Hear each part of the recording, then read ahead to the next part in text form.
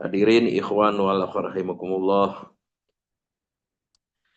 Pada malam hari ini di penghujung bulan Muharram, insyaallah besok lusa kita itu sudah memasuki bulan Safar. Bulan Safar terdiri dari Sod, Fa, Ro, Safar. Tadi Bunda mengirimkan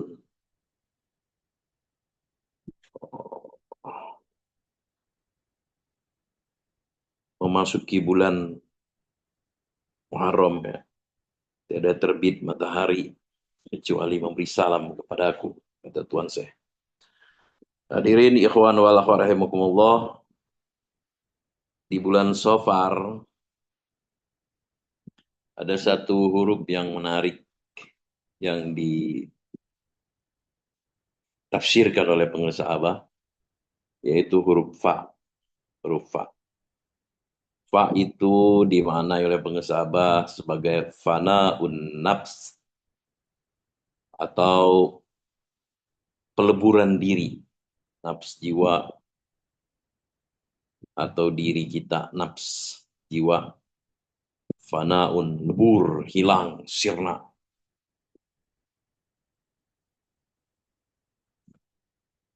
Tidak ada dirinya. Fana'un nafs. Terdiri dari dua kata. Ya, fa dan nafs. Fana dan nafsi.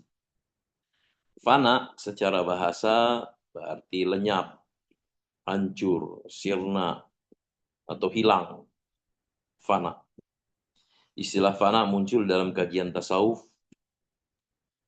mulai di abad ketiga Hijriah. Ketiga Hijriah baru sekitar 300-an ya.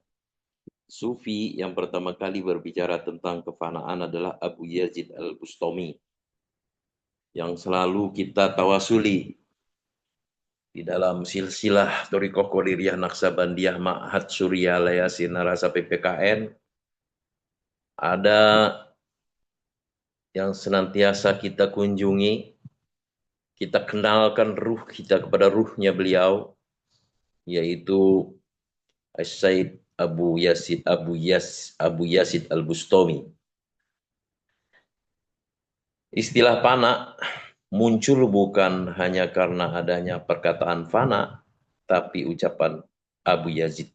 Melainkan juga, dalam ucapan Abu Yazid, melainkan juga karena adanya satohat, ya, atau ungkapan-ungkapan aneh, nyeleneh, gitu ya, dari seorang sufi yang sudah mengalami fana, dirinya lenyap, hilang, sirna, yang ada yang membuat dirinya fana.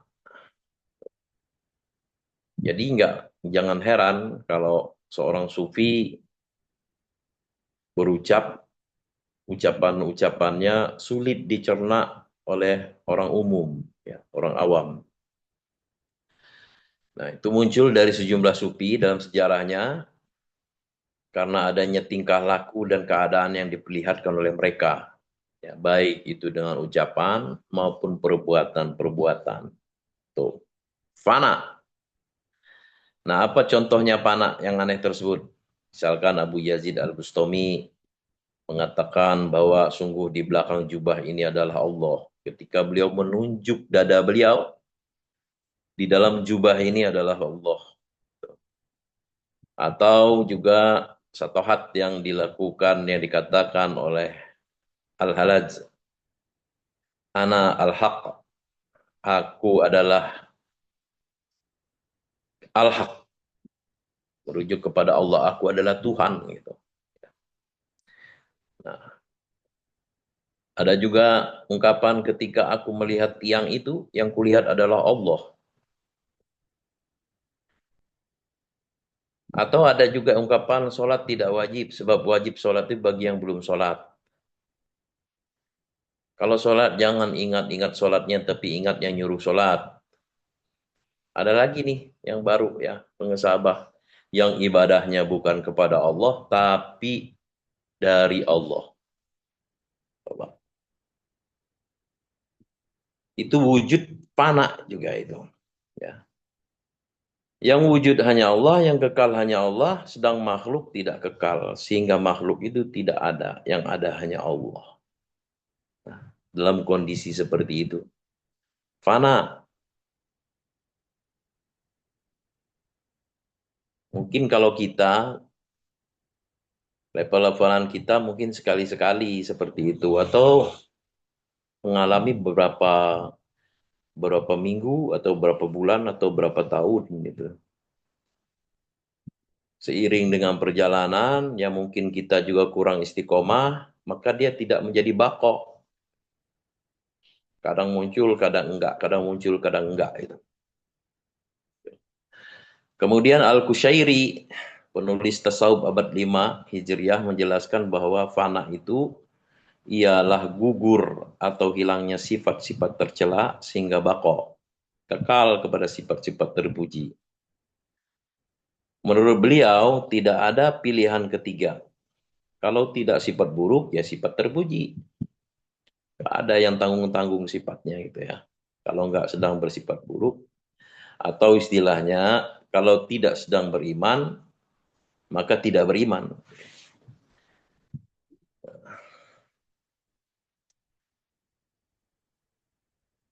Kalau tidak sedang beriman, maka tidak beriman. Kalau tidak sedang beriman, sedang tidak beriman. Jadi ada pilihan tiga. Kalau tidak sifatnya terpuji, ya sifat buruk gitu. Artinya jika seseorang fana dari sifat tercela, maka yang muncul sifat terpuji. Sebaliknya jika ia cenderung ke sifat tercela, maka sifat terpujinya tertutupi. Nah, ini memang di dalam para sufi itu masing-masing stasiun-stasiun mereka, pengalaman-pengalaman rohani mereka itu berbeda-beda bertingkat-tingkat ya. Kalau yang tadi lebih lebih dalam lagi, kalau ini lebih kepada sifat-sifat ya. Kalau tadi itu lebih kepada fisik ya. Apa namanya itu musyahadah gitu. Ya, menyaksikan. Gitu. Kalau ini lebih kepada uh, mukasafah gitu. Sifat-sifat. Kalau Al-Kushairi. Kemudian juga ada istilah fana oleh Abu Bakar Al-Kalabaz. Hilangnya semua keinginan hawa nafsu seseorang, tidak ada pamrih dari segala perbuatan manusia, sehingga ia kehilangan segala perasaannya dan dapat membedakan segala sesuatu secara sadar, dan ia telah menghilangkan semua kepentingan dalam ia berbuat sesuatu. Jadi udah nggak ada rasa, sirna rasa itu ya. Sirna rasa, melakukan segala sesuatu itu sirna rasa. Nggak pengen dipuji, nggak pengen berharap balasan, tidak juga pengen pahala gitu. Ya berbuat baik saja gitu. Kalau kita mungkin berbuat baik supaya apa? Supaya dipuji. Kalaupun tidak dipuji, saya pengen supaya dapat balasan, gitu kan? Kalaupun tidak dapat balasan, supaya apa? Supaya tidak hilang kenikmatan dalam beribadah. Gitu. Tapi bagi seorang yang sudah fana, itu ya melakukan perbuatan aja dengan senang hati itu. Gitu. Dia fana dari sifat-sifat kemanusiaan yang ada pada dirinya dan bako dalam sifat-sifat yang maha sirnanya pandangannya terhadap segala tindakannya karena Allah mengendaki itu terhadapnya. Itu persis seperti para sahabat mengungkapkan yang ibadahnya bukan kepada Allah tapi dari Allah. Masya Allah. Tabarakallah.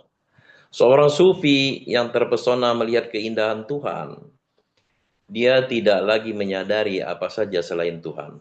Sehingga dalam keadaan demikian, sufi tersebut dikatakan fana dari segenap alam, termasuk dirinya sendiri. Hilang. Gitu. Yang ada hanya Allah Azza wa Jalla. Hadirin, ikhwan wal akhwat rahimakumullah, penguasa Abah mengatakan tidak akan bisa sampai ke fana'un nafs kalau tidak ditalkin jalan khusus. Ya. Ini sejalan seiring dengan maklumat pengusaha Abah pada hari ini Kamis 24 Juli 2025 Masehi atau 29 Ramadan 5 Muharram 1447 Hijriah. Kata pengusaha Abah, masuk Islam itu mesti punya 3 saksi. Baru nih ya. Hanya dengan talqin saja 3 saksi itu hadir semuanya. Siapa 3 saksi itu? Allah, malaikat, dan ahli ilmu. Nah, saksi itu 3. Allah, malaikat, dan ahli ilmu. Yaitu orang yang mentalkin. Ya. Yang mentalkin itu hanya seorang laki-laki per 100 tahun, kata pengusaha Abah. Berdasarkan surat Yasin ayat 20 dan 21. Yaitu hanya seorang laki-laki, bukan laki-laki kesukaan perempuan. Ya. Tapi laki-laki yang selalu bersama 5 nama Allah. Yakni tak atau tak ya, at-tawab ya,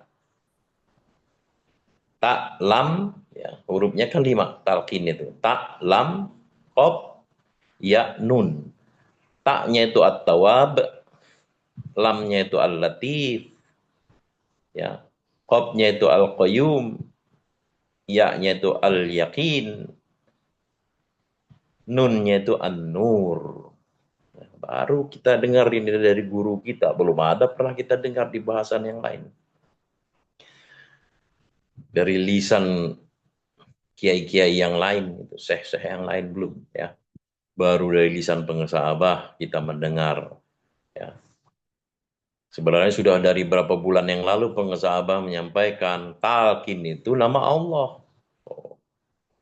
Sekarang ini yang kedua kali saya dengar pengusaha Abah mengucapkan ini, dan yang sekarang dimaklumatkan, dibaca.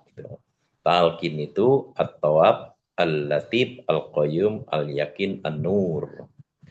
Semuanya itu adalah nama Allah.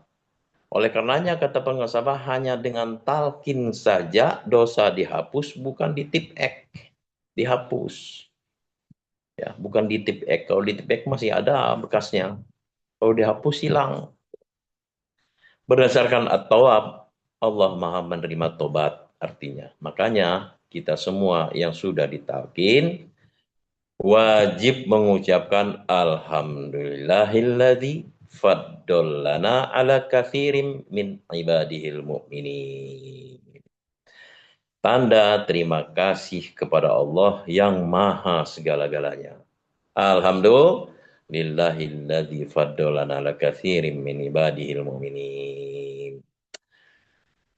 Masya Allah. Hadirin ikhwan wa rahimakumullah, Allah Subhanahu wa taala berfirman, A'udzubillahi minasyaitonir rajim wa ma arsalna mir rasulin illa bilisanin qaumihi. Bilisani qaumihi liyubayyina lahum fayudillullahu may yasha'u wa ma yahdi may yasha'. Fayudillullahu may yasha'u wa yahdi may yasha' wa huwal azizul hakim. Artinya, dan kami tidak mengutus seorang rasul pun, seorang rasul ya, melainkan dengan bahasa kaumnya, agar dia dapat memberi penjelasan kepada mereka. Ya. Maka Allah menyesatkan siapa yang dia kehendaki dan memberi petunjuk kepada siapa yang dia kehendaki, dia yang maha perkasa, maha bijaksana. Nah, Quran Surat Ibrahim ayat 4. Juga dalam hadis bersumber dari Abu Hurairah radhiyallahu anhu yang meriwayatkan sabda Rasulullah SAW, Innallaha yab'atsu li hadhil ummati ala ra'si kulli mi'ati sanatin man yujaddidu laha dinaha. Nah, hadis ini populer ya kalangan kita ahli tasawuf. Artinya sesungguhnya Allah mengutus kepada umat Islam setiap 100 tahun seorang yang memperbaharui untuk mereka. ajaran agama mereka. Hadis riwayat Abu Dawud. Ya.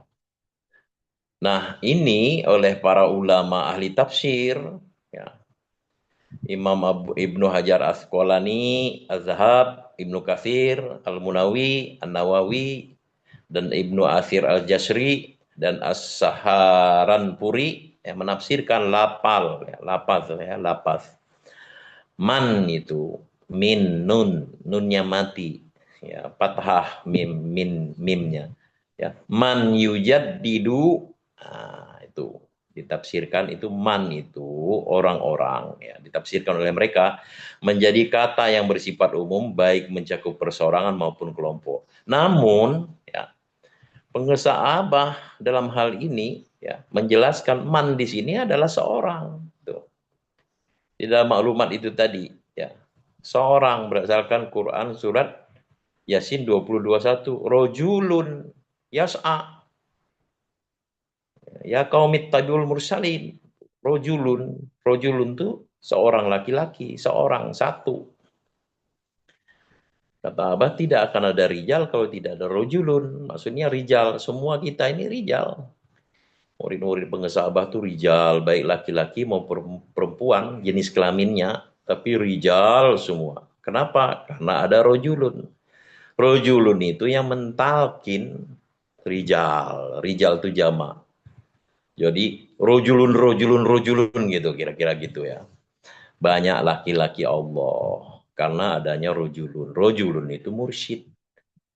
Nah, kalau dulu bayat kepada Nabi SAW, kalau sekarang bayatnya diperbaharui. Dalam sebuah keterangan, kulu bayatin hasolat ba'dan nabiyyu sallallahu alaihi wasallam tajdidun li bayatin nabi sallallahu alaihi wasallam. Setiap bayat yang terjadi setelah Nabi SAW wafat adalah pembaharuan dari bayat kepada Nabi Muhammad Sallallahu Alaihi Wasallam. Ya, talqin itu bayat. Kata pengesabat tidak akan merasakan panak filah kecuali dengan zikir atau banyak mengingat Allah. Dan zikir itu tidak akan berfaedah secara sempurna kecuali dengan proses talqin. Lakinu mautakum la ilaha illallah. Ajarkan kepada orang yang mau mati di antara kalian itu kalimat la ilaha illallah. Dan proses penanaman, pengajaran zikir melalui talqin itu dilakukan hanya oleh ar-ruhul amin. Ruh yang terpercaya. Ruh yang terpercaya itu hanya ada satu pada zamannya yang tidak ada yang menyamai dalam hal ilmu dan amal. Ya, coba aja. Ilmunya bangsa Abah. Tuhan saya berkodir jalani melayang-layang di atas ribuan kepala murid-muridnya. Itu kata pengesahabat, tidak ada yang bisa menjelaskan apa itu. Bukan terbang. Ilmunya itu melayang-layang. Saking ilmunya itu luar biasa itu ya. Tidak ada yang menyawa ilmu dan amal tak terkejar, tak terkejar, tetapi tak ada yang tertinggal. Tidak akan bisa kita mengejar Abah itu. Selalu terdepan, tercepat, terdalam, itu pengesah Abah. Kita sudah sama-sama tahu itu ya. Firman Allah Subhanahu wa taala, nazala bihirul amin, yang dibawa turun oleh ar-ruh al-amin, yaitu Jibril alaihissalam, ala qalbika litakuna minal munjirin, ke dalam hatimu Muhammad agar engkau termasuk orang yang memberi peringatan. Quran surat Asy-Syu'ara ayat 193 sampai dengan 194. Kalimat ruhul amin atau ruh yang terpercaya itu merupakan kalimat dalam bentuk mufrad, tunggal ya. Lagi-lagi seorang itu. Bukan 2 orang, 3 orang atau lebih, tapi seorang. Sebab kalau banyak yang jamak berarti maka bukan arruh, tapi melainkan arwah. Arwahul muqaddasah itu kan kalau kita doa itu ya ulu salam itu. Makanya kalau kita tawasul itu, kalau kata pengesabah arwah, kalau arwah itu ya, identik yang sudah kembali pulang gitu kan. Maka pernah disampaikan ke saya, berarti yang hidup nggak masuk, gitu kan? Gitu. Maka tidak pakai arwah, gitu. Suma ila ahli silsilah, begitu aja, gitu. Bukan suma ila arwahi ahli silsilah, karena yang hidup nggak masuk gitu. Begitu yang saya dengar ya. Tetapi kadang-kadang ikhwan tuh kan suma ila ruhi gitu, atau juga suma ila arwahi waruhi gitu. Nah, itu kan ruh itu seorang ya. Ruh kalau jamak itu arwah. Jadi hanya satu pada setiap zaman, setiap abad. Sebagaimana sabda Nabi SAW, Inna Allah yab'atsu li hadil umati ala ra'si kulli mi'atin sanatin man yujaddidu laha dinaha. Ya, sungguh Allah mengutus bagi umat ini pada setiap awal kurun abad orang yang memperbaharui agamanya. Hadirin ikhwan wal akhwat rahimakumullah, ar-ruhul amin itulah mursyid yang akan memberikan petunjuk kepada kita, kepada Allah. Dengan bimbingannya kita mengalami fana, fisyeh, gurunya lah yang paling agung, kacamata kuda, nggak mau berguru kepada yang lain, pokoknya tergila-gila dengan abah. Gitu. Di mana-mana serba abah wae, itu ya. Nah itulah fana fisyeh, setelah fana fisyeh baru kemudian ya fana fillah, jadi syehnya sebagai wasilah untuk sampai kepada Allah. Maka kita bersyukur telah punya mursyid. Alhamdulillahilladzi faddolan. Beliaulah yang telah membimbing kita ke jalan Allah. Beliaulah yang kita harapkan agar kita bisa sampai kepada Allah, Tuhan pencipta alam. Sedang bagi orang yang tidak memiliki mursyid, dia mengira hartanya lah yang akan mengekalkannya. Nauzubillahi min dzalik ya. Semoga semakin banyak orang ditalkin, semakin banyak orang yang ingin ditalkin kepada satu pintu ketiga delapan yang satu pada masanya. Semoga Allah berkahi semuanya segalanya dengan karomah abah al-fatihah. Auzubillahi minasyaitonirrajim. Bismillahirrahmanirrahim. Alhamdulillahirabbil alamin arrahmanirrahim maliki yaumiddin. Iyyaka na'budu wa iyyaka nasta'in ihdinas siratal mustaqim siratal ladzina an'amta 'alaihim ghairil maghdubi 'alaihim waladdallin. Hadanallahu wa iyyakum ajmain. Assalamualaikum warahmatullahi wabarakatuh.